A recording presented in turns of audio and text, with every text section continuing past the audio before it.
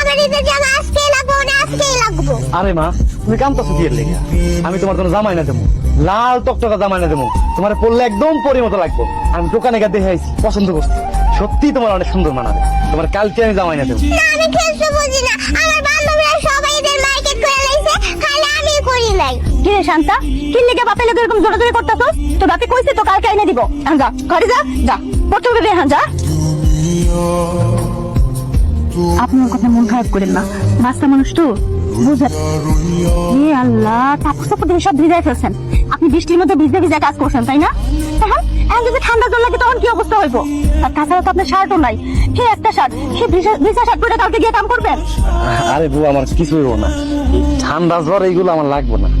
ভিজা গেছে কি শুকায় যাবো না, তারপরে শুকায় গেলে সকালে দুপুরে যাবো।